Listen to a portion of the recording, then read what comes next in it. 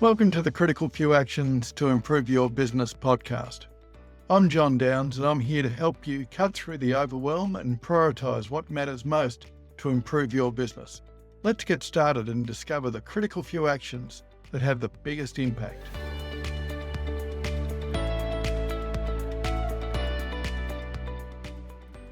Joe Ciancio started his business in his parents' garage and now employs 30 staff in Bendigo, regional Victoria. He helps clients across Australia to define, establish and maintain their IT infrastructure. Joe, welcome.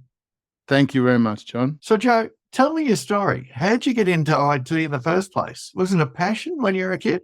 Absolutely, John. I always remember loving to see how things work, pulling things apart, trying to put them back together and understand how they tick inside. My dad was a fitter and turner by trade. In his shed, he had bits and pieces of old machines, and I'd always love to see how they went together, and I'd always be building things. But my passion was always with electrical things, electronic things, and computers. Back in the early 80s, when I was running around at school, computers were just a new thing. And they amazed me from the very first time I saw them. Yeah. So how'd you take that from there into your studies? I remember seeing my first computer when I was at school and just, like I said before, just being so enthralled by them. I got my first computer, Commodore 64. I saved up my $275, went to Brash's and bought that computer. I used to write, it came with a manual. It came with a manual that explained how to program. And I read that thing on my own and I learned to do some programming. And I just always knew, I was 10, 12 years old, something like that. I knew that I wanted to start my own computer business. Through high school, I did the math science subjects. I went on to do electrical engineering and computer science at university. I also studied languages. So I studied Japanese through that entire time. Oh, right. That's something that I always tell anyone that will listen, always learn the language because it can be really helpful. And certainly it was in my career. I continued studying Japanese all through university. And in the final year of my computer science degree, I got a scholarship through the Japanese Arts Department at university to study at the Tokyo Institute of Technology in Japan. Fantastic. So I went there. My 10 years of Japanese study still hadn't prepared me for being thrown in the deep end, but it was a great experience. The biggest thing was that I was studying, and one Sunday morning, one of my Australian friends that I'd made in Japan said, "Oh, we're going to this job fair. Do you want to come?" I think we'd been out the night before and was still a bit bleary-eyed, but decided to go to this job fair thing. And the last stand that I went to look around, the people there were really interested in what I was doing, and they said, "Would you be interested in coming for an interview for some part-time work?" I said yes, went to the interview, and they offered me a job. So that was an American company, but with a Japan office. So I got a part-time job there. It was a semiconductor manufacturer that makes chips that goes into a lot of devices. And I worked there part-time for the year. When I graduated at the end of that year, which was in 1996, they offered me a full-time role. So I ended up staying there for another 6 years, working. Eventually, I was in a global role in technical marketing, new product design, working for a really big international company. That gave me exposure to a whole bunch of things. At the end of that time in 2001, the head office wanted me to move to the US to take up a full-time role there. Yeah. And by that stage, I'd been away for so long, and I thought, no, I'm going to come back to Australia. The industry that I'd been working in there for 6 years doesn't exist in Australia at all. Australia has no semiconductor capacity. Yeah. Thinking back to when I was a kid, I wanted to always start my own computer company. So that's what I did. So how'd you go about it? Because so many people think about having their own business at some point and then life takes over and they get jobs and go on. So how'd you go about setting up a business? And did you have any help? I grew up from the age of 10. My sister and I grew up in my parents' business. My parents had a deli, a cafe. And we were there before school, after school, holidays, weekends, the whole bit. And when you're exposed to that environment from a young age, it's something that you absorb by osmosis. It was never a thing where I thought, what do I have to do to start a business, or what aspects do I need to consider? It was like, I know I need suppliers. I know I need to have customers. I know I need to have good customer service. The finance part, my sister and I were always doing the books after the end of each day. So it came a bit naturally. I'd never studied any finance or business management or anything like that at school, but it wasn't a conscious choice to say, okay, I need to do X, Y, Z. It just all happened. And how did you find your first client? Well, I think everyone finally works it out at some point, but sometimes it's who you know. And not, I drew upon my family being in business for many years and drew on the networks that we'd built through the business. A friend of Dad's who had an agri business in Central Victoria, they were growing. They had some bad experiences with some other local provider, and the boss there, a guy by the name of Neil Clark, who sadly has passed away recently, he was good enough to put trust in me and give me my first real break. And so from there, just snowballed, word of mouth, talking to other people. But I guess it must have been quite a change for you, because working for a Japanese semiconductor business in a global sales and marketing role, and business development, product development role doesn't equal Joe, the IT infrastructure dude. Correct. So how did you do that transition? I always loved computers. I did a little bit of basic programming and I'd used computers for my other role, but I'd never done any system administration work. I'd basically never built a computer until the year before. Back then, the internet was just starting to emerge as a useful resource, but it was books. I remember buying a lot of books. And the other thing is that I've always been able to draw on other people to get assistance. I might not know it, but I always seem to know people or find people who knew it and could assist in that way. So that was how many years ago now? 2001. Now you're 22 years old. We had our 21st last year. What have been some of the stuff-ups along the way? And what have you learned from them? One is that you can't do it all yourself. Yeah. There's a lot of technical things that I learned along the way. I did things the hard way a lot of the times just because you don't know. You just pick up on a solution without understanding that there could have been simpler ways. As we got busier, one of the first things I learned is that you really need, and it's not something that I didn't know. When you're focusing on technical stuff for so long, your eye can be taken off the ball. One of the things I had to refocus on was a concerted effort on customer service. In retail, where I grew up, that's king. But when you're stuck in a business doing technical stuff, it's easy to get drawn into that and take your eye off the ball. Even though it's a technical business, you're still dealing with people. Absolutely, customer service is really king. That's a really big thing, and made some mistakes with that early on. Yeah.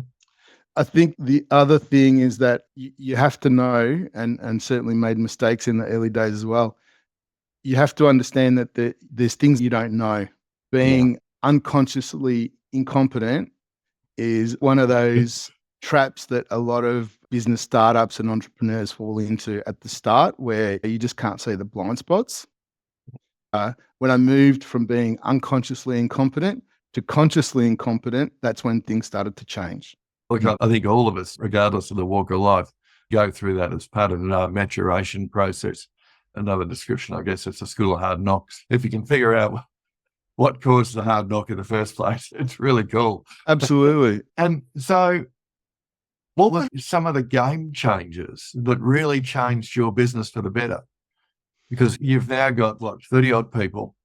You're providing services to businesses that are not just in your local area, obviously, but actually all over Australia. We've got clients all over the state and several across the country. Yeah, I guess some of the game changers were, the real crunch point came when I started off working on my own. I was working on my own for a couple of years. I hired a staff member. That was a really big game changer. It was a point that I agonized over. As a sole operator, you're making all the money, but you're sharing all the heartache as well. I agonized over for ages, spoke to a lot of people. I remember talking to my uncle, who's an accountant, and he encouraged me. And there's a funny story. I interviewed this guy. He was referred to me by someone I knew. He interviewed really well, really smart guy. So he was going to start on a Monday morning at 8:30 we had arranged. And I got in early that morning. I thought on his first day, he's probably going to be here a little bit earlier, so I'll get here extra early. Anyway, it got to 8:15. He wasn't there. I said, I thought, okay, he's going to arrive at 8:30. It was 8:15, still wasn't there. I thought maybe he got it mixed up and thought he was starting at got 9. He still wasn't there to call his mobile, and he answered and he was still in bed. And I thought, oh no, what have I done? Anyway, he rocked up at about 9:45. Oh, good. You're in two minds, like, should I even continue with this guy or not? But I'm so glad that I did. He was such a smart guy. I remember that later that day, we were in our office. His desk was across from mine. He took the first call that came in and solved the problem for this client. I still can feel this. It really was like a weight having been lifted off my shoulders, Wow. that I had someone to help me. Yeah. That was a great experience, and obviously would never have grown if I hadn't employed someone like that. Yeah. I think that was the really big thing. And then as we employed more people, got busier, more successful, every business goes through that. I think you probably know better than me, John, the sigmoid curve, Yeah. where the business was growing really great and then started plateauing. You get to this point of inflection where things can either keep going or get better, they can plateau, or they can start to drop off. And I could just feel the business starting to drop off because we had a couple of new competitors in town. They were doing things differently. Their contract structures were different. And all of a sudden, we started losing clients, coming up to new business and not winning it. A couple of staff members had left to go to this competitor. I still remember being at the office at 8:00 one night, still hadn't gone home to see the kids. Everyone, I was sitting there with my head in my hands thinking, what the hell am I doing wrong? Yeah. And I just knew that I needed to do something different and that I needed to get help. And that's when I did two things that really changed the business. First is that I joined a peer group. Right. That was a massive game changer.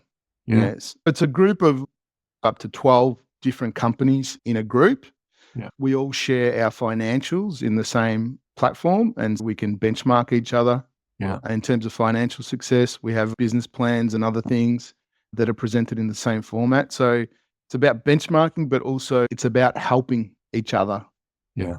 Helping each other grow. It was amazing. I remember at the end of the first meeting. So there's 3 days of meetings that you sit in together. Yeah. And the end of that first week of meetings, those first 3 days, I literally couldn't calm down for a week because I had all this information going around. It was so amazing to hear these other people speak and to hear that they had similar issues to me. Yes. I've been in that group now coming up to 11 years, and it's been invaluable. The other really big game changer was as a result of being in that peer group, the founder, Alan Sorensen, I remember him presenting to us one day saying, you've got to get a coach. I had always been really skeptical of coaching, thinking it's just a load of BS and it's smoke and mirrors. But the thing that I learned is that, I guess he put it in context in saying, I'm not a big sports fanatic or follow sport in any way, but he put it in the context of sport, right? What football team, cricket team, soccer team could win any game without having a coach? You need a captain, but also a coach. I started looking for a coach and interviewed a couple of people. And the thing for me is that the person that I started working with, I just felt a connection to him. And as soon as I could feel that, I thought, yeah, this is the right guy to help me. So that was another really game-changing point for us in the business. I think the most recent thing is, and so just tying it back to coaching, our coach really helped us with certain point in time issues that we were going through. Yeah. So putting together a business plan, some HR issues, go to market strategies, defining our mission, defining our vision, defining our cultural values, all really big things. But then beyond that, it sort of got to the point, okay, this is really good, but what we were missing was a framework to help execute all of that on a consistent Yeah. basis. So Yeah. the really big thing that we've done most recently that's changed our business is implementing EOS, that entrepreneurial operating system. Yes. And that in the last 3.5, 4 years has transformed our business immensely. Great system. Before we get into that, I'd like to dig into that a bit more. Just thinking about your coach, are you still with the same coach or have you had a couple of coaches? I've only ever had the one, and I consider him a really good friend. Yes. And we still catch up with him for coffee and things like that. But we only really engage with him now when we've got a really specific Issue. issue that we need to work through. Yeah. Yeah. In addition to the frameworks that he's brought in and you've applied vision, mission, goals, cultural, and so on, what else did you get out of the conversations that you had with your coach? Yeah. What kept you coming back to have those conversations, which might not have been around specific issues? No, they weren't. The thing that I loved about Chris, who's our coach, the thing that I love about him is that he will never, if you've got an issue and you're talking about it, he won't tell you the answer or what he thinks the answer would be. He will just ask me a bunch of questions, which will lead me to come to a realization that I know the answer already. Yeah. I just needed to verbalize it. Isn't that interesting? I remember sitting through some sessions with him, just going through the process and thinking, okay, I see where you're taking me here. But he took me on a journey without actually saying anything. One of my most repeated statements to my clients when I'm helping them develop their leadership skills is, she who asks the best questions leads. What I mean by that is you can lead the conversation by asking questions, even if you know the answer. Correct. It's actually more helpful for the other person if they figure it out themselves, but Absolutely. with a bit of guidance. Yeah. The other thing that comes to mind from what you just said was that we know from psychology that it's only when we verbalize and talk about things that we activate the problem-solving center of the brain. It's that ability to discuss things as opposed to think about them circular rumination at 3:00 in the morning when you're staring at the ceiling wondering about cash flow or an HR issue. It's only when you start talking about those things that the brain clicks into a problem-solving mode as opposed to a worrying mode. So, that certainly resonated for me. Yeah. So you started down the journey of adopting EOS, which is one of the excellent mid-market operating systems for businesses. How's that gone? And what have you found to be the most useful from that experience? Yeah. Because at this stage, you're already at that stage, I think, 15 or 16 years into your business. It's not like you're inexperienced. No. Tell me about that. So prior to that, we were doing the coaching. We were loosely following a strategic planning methodology from Gazelle's, the scaling up methodology from Vern Harnish. And that was great, the whole plan on a page thing. I went to see Vern speak, I think 3 times, and it was a great first start, but it seemed to be a little bit complex in the way the plan was presented. And also it just focused on the plan. Yes. And then I guess the issue was that post putting the plan together, we were having trouble executing it and keeping on task. Yes. And so we had our business coach for assisting with specific type of issues. Yeah. There was a bit missing that wrapped it all up and kept it going and being able to execute it. That's where I fell in love with EOS, because it presented a simpler way to map out a strategic plan. Yeah. But had the tools to sit around it to actually be able to execute it. The format for your meeting, the level 10 meetings, having a scorecard, all those other things that sit around it, and all the other tools like the get it, want it, have capacity to do it, your people analyze, all those other tool sets that sit around it. So they were all the missing pieces for me and has been a big game changer. I guess the challenge when we were starting out is that we had to formalize and bring together a leadership team. Yes. you're building the bike as you're riding it, right? And you're not sure what you're doing unless you've got everyone on board and the right people in that team. It's not going to work as well as it could. Yeah. I guess that was one of the challenges, making sure we had the right people on the team. When you've got a small team, you just can't pull people out of anywhere. We had some challenges at the start with a couple of people not being the right fit for the team and the business in general. Once we sorted that out, it really started to move. How do you see the business progressing over the next decade? Great question. So part of implementing EOS, we started that journey, close to 4 years ago. Yeah. But 2.5, 3 years ago, I set out to the leadership team that where I see us getting the business to is the point where it's able to function and grow without me. Part of a framework that Chris, our business coach, stepped me through years ago was that you can split a business into 3 areas: the operational, the administrative, and the strategic part. Yeah. And there's a lot of businesses that they're born, they live and they die just focusing or operating in a mode of execution and operation and administration. So your local plumber's business, or not to say anything bad about those types of trades, but a lot of sole traders start off when they go into their business and they retire just working on their own or with a couple of people. Yeah. If they were taken out of that business, there wouldn't be a business left. We want to get to the point where the business can operate and grow without me. Absolutely. So we've well and truly gone past the point of the business being able to operate without me, Yeah. involved in anything operational anymore. But the growth part has always been tricky because Yes. in our line of business, there's a business, any business views changing technology provider sort of Yeah. in the same realm, changing lawyer or accountant or bank, right? Want It's to a do it big step. often. It's a big step, right? If people place trust in you as a person, you'll continue to have their business. They'll refer you to other people.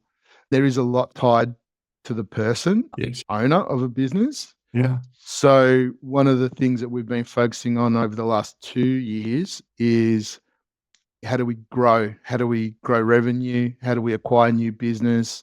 Yeah. How do we increase profitability without me? So that journey has been to implement a sales management role, which we Yes. filled about 12 months ago. Yep. I've taken myself out of that role now, and day to day, I'm filling a business development role. Right. The aim will be over the next 12, 18 months, as we get that new sales engine operating correctly, to Yeah. find someone to help train and then replace me in that role Yeah. as well. And so then Joe becomes fully autonomous from the business. I want to focus on more strategic Absolutely. components of it. Yeah. But what a release that'll be as well. Well, yeah, it's a journey, right? It is a journey. Yeah, it definitely is. I think there's definitely light at the end of the tunnel.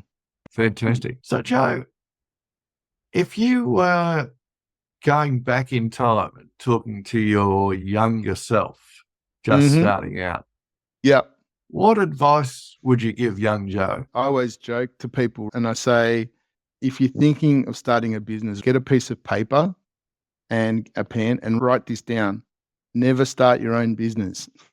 No, that's not true. Because I think not everyone's cut out for it. There's a lot of blood, sweat, and tears, like literally, Yes. I've put into this business.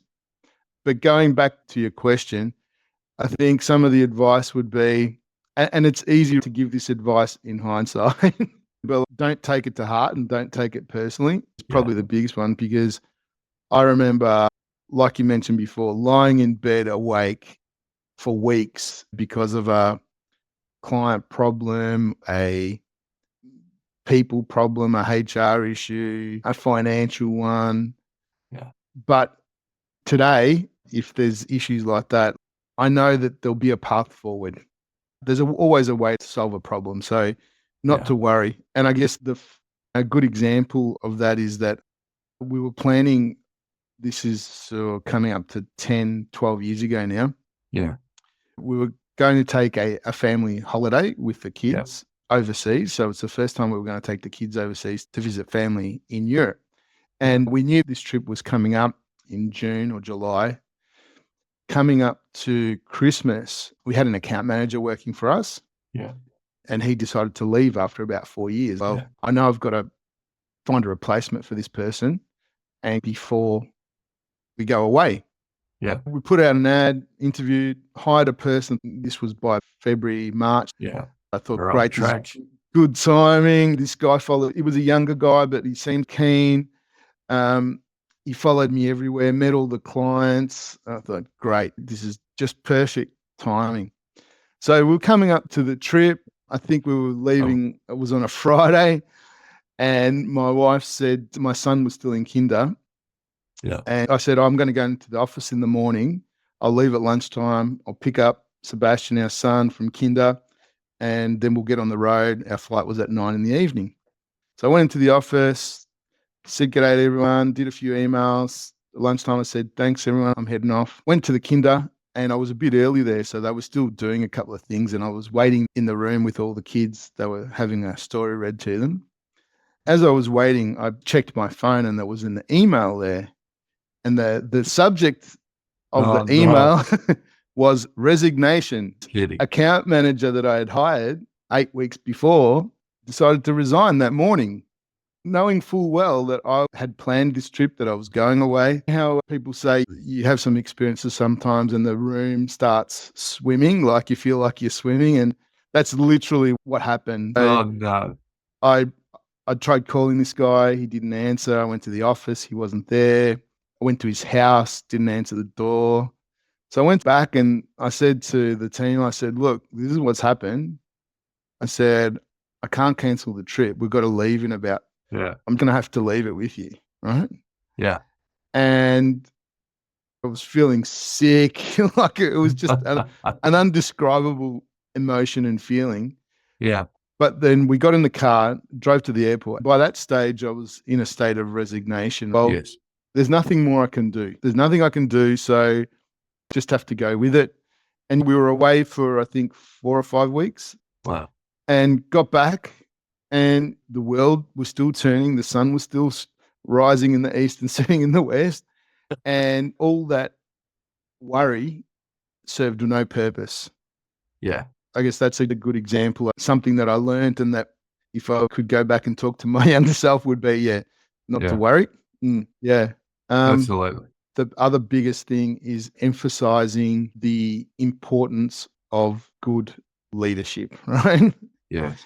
Sometimes when you're running your own business, and especially in technical type of businesses, where you do just get caught up in the minutiae of the problem or the technical stuff, it can be a trap where you don't focus on the people side and the leadership side of the business. And I came to understand how important that is very quickly. You can't grow a business or maintain a good business unless you've got good leadership. That's another thing I'd go back and tell myself for sure. Yeah. Good leaders attract good people, and good people need good leaders. Absolutely.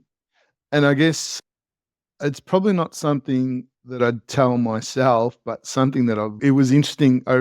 This person that left me in the lurch at the last minute where he resigned, because he followed me around everywhere for weeks prior. We were driving around in the car together one day, and he said, Joe, what's your key to success in business? You've built this business. What's your key to success? It just caught me on the hop. And I said, persistence is the key. It was a bit ironic that he pulled the pin after 6 weeks. I remember there were some really dark periods, right? Where, we've all had them. And you really think, well, what the hell am I doing? I got to pull the pin on this, whatever. But being able to see through that and push through it is the biggest keys to success. I saw a meme the other day. It's pretty hard to lose against someone who never gives up. Exactly. And I think there's a lot of truth in that. I'm a great believer that every overnight success takes about 10 years. Oh, I think it takes 20. You've just had a milestone birthday. Yes. How do you feel that the last 23 years in business has changed you? I've learned both business and having kids teaches you, getting the process of getting older, I think allows you or gives you the ability to let go a bit more. I remember sitting in meetings with other staff members and me directing or telling people what to do or giving my opinion. It was more directives. Yes. In meetings, I'm happy to let everyone else lead the discussion. Yes. And I'll only add my input if it's needed, asked for, or if it's something I can see is not going to work. I'll make a comment then. Just being able to let go and give people the reins, I think has been a really big step as well. And finally, Joe, if a CEO is looking to develop their business based on your experiences and knowledge of technology, what critical few actions should they start tomorrow if they did nothing else from your experience? I would say if they're not getting help, definitely get a coach. You need a coach. You can fool yourself as much as you like. I think it's a Chinese proverb that says, he who teaches himself has a fool as a master. You got to have a coach.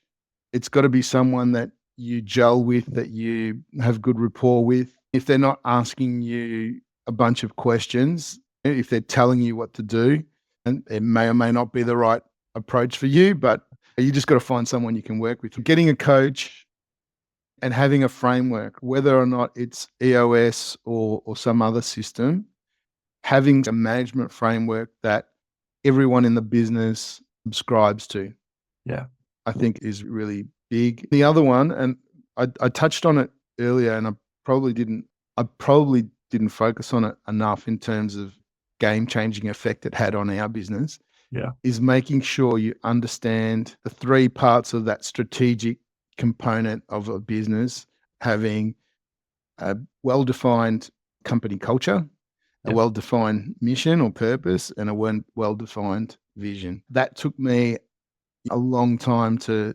understand the importance of those three things. Yes. I can certainly think back to company culture, for example.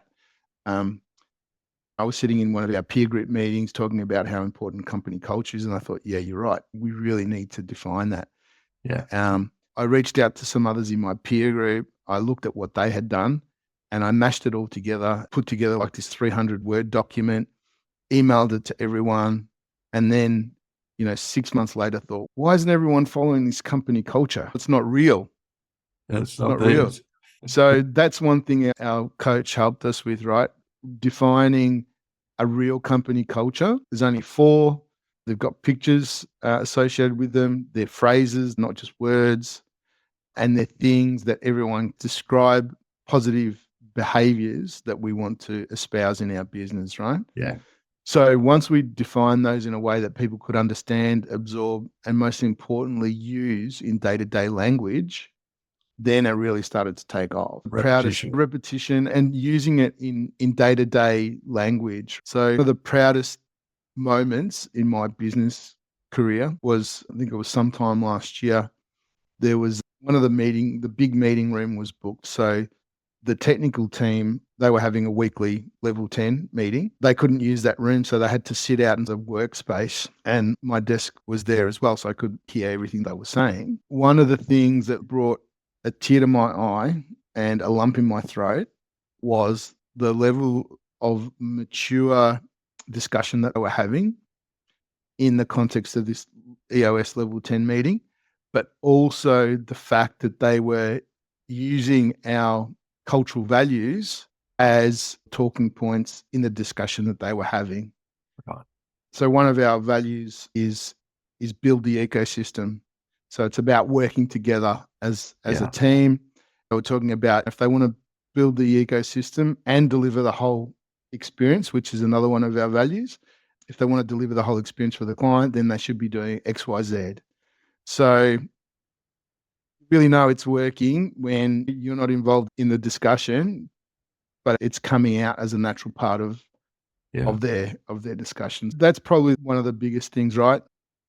Making sure that early on You define what you want your cultural values to be, Yes. leveraging them continuously. Because if you don't, the culture will become something that you may not want it to be. Exactly. Yeah. Well, Yeah. Yeah. And I guess tying in with that is clearly defining your mission and your Yeah. why, right? Yeah. So I remember seeing the Simon Sinek, The Power of Why video back in 2010, 11, something like that.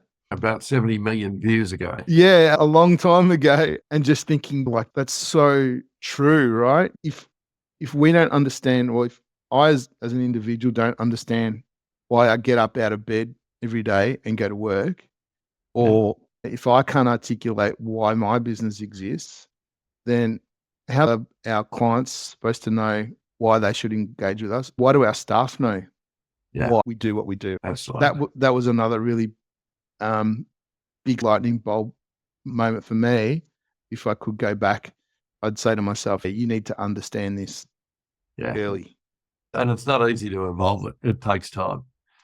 And No. you need to push at it and prod at it for it to come to be something that really resonates with you. Absolutely. You can pull together Mickey Mouse missions and visions and even cultural values really easily. But I remember going through this process with our coach, and it probably took us a year. Yeah. Yeah. Absolutely. But they were the right ones and they mean something and people understand them. Yeah. No, that makes all the difference. For sure. Joe, thank you so much for letting me into your journey to hear about what you learned along the way. I've found this a fascinating conversation, so I really appreciate you. Thank you, John. Thank you very much. You're welcome. Thanks for listening to the Critical Few Actions podcast. Don't forget to subscribe where you listen to podcasts, follow us on LinkedIn for more insights, and share the show with other business leaders. Stay focused and take action.